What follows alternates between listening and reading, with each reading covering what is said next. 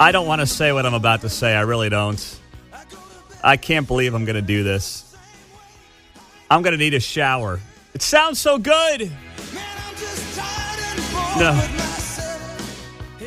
It's not my favorite Springsteen song, but obviously it's his biggest hit when you actually look at the numbers. But last night, Springsteen's in Atlanta.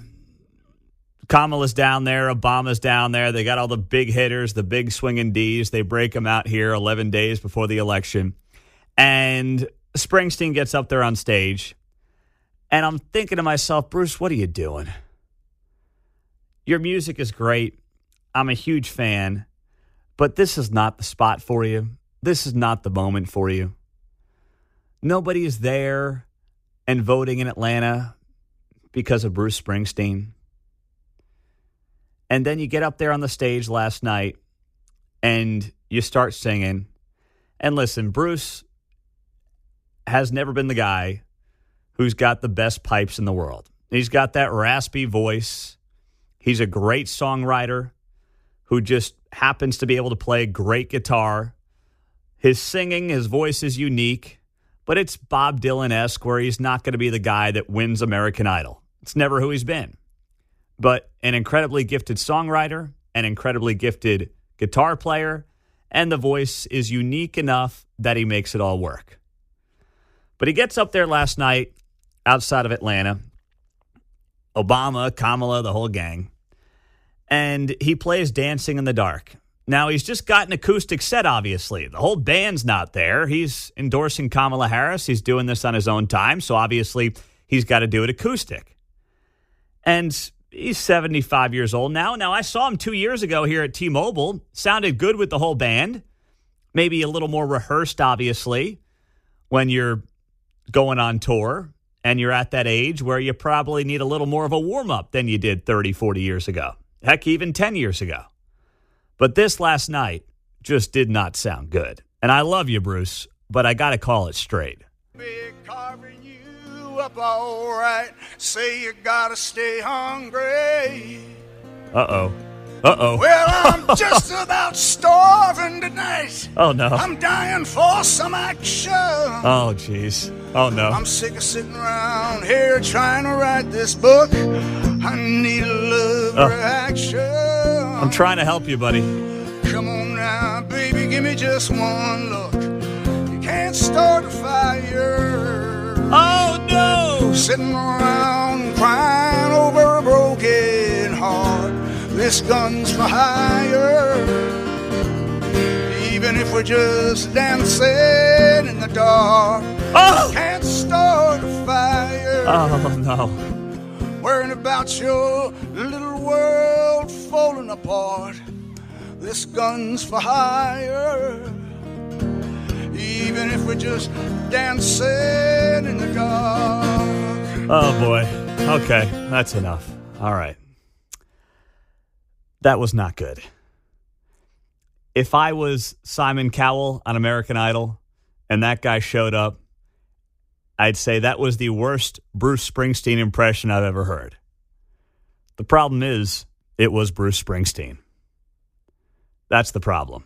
That's the problem going acoustic. You're all by yourself. You're opening up yourself, and if you don't hit it, it's going to be tough. Hey, Mark, could that version of Bruce make your church band, or would you tell them to sit this one out? Yeah, we'd politely say, you can play guitar, sir. We're not giving you the microphone. So you would not give that microphone to that version of Springsteen for your Sunday morning church band? No. Oh, okay.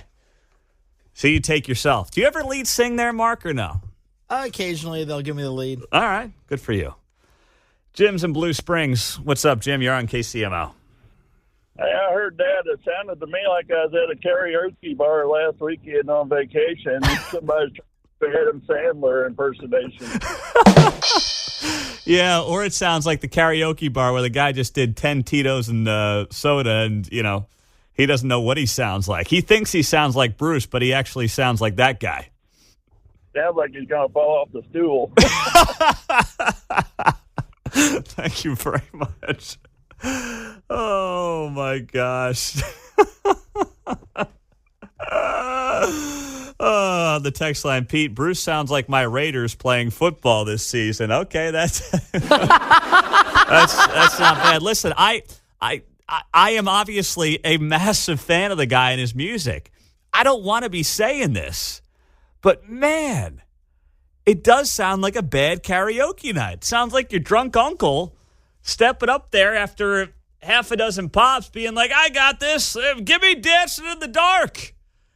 And then all of a sudden you're like, wait, what do you do? Oh, no. No. I said, no, you're out of tune. Everything sounds off. What are you doing? Oh, boy.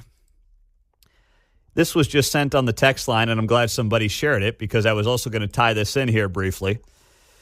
Written yesterday in the National Review. Actually, this morning, just dropped here in the last 25 minutes. National Review, we have on there editor Rich Lowry. He does a great job on this show. We had him on a couple of days ago. It's on the podcast if you missed it. But it talks about Springsteen, and the headline reads here, Bruce Springsteen's absolute betrayal.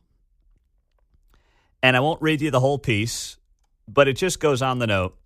Springsteen's political behavior has soured his former humble tradesman image. Individual prerogative aside, a pop artist may trade on affection and goodwill, but Springsteen cheats on both fronts. The once great pop star has become a terrible and phony politician. His working man shtick, borrowed from socialist folk music sentimentality, is sustained by the showbiz equivalent of the Democratic machine. Celebrity support for Harris isn't surprising given the era's unignorable class divide. The shock is Springsteen repeating DNC talking points. And I thought to myself, that's a good way to put it. Springsteen's pretense of a common man humility risks nullifying his former All-American independence. He has already thrown in with the upper crust during his publicized Mediterranean vacations with the Obamas, the Spielbergs, and Tom Hanks, effectively alienating any in the audience who had thought he was a working man surrogate. Yeah, that's well said. I will share this National Review piece on social media, as much as it pains me to do.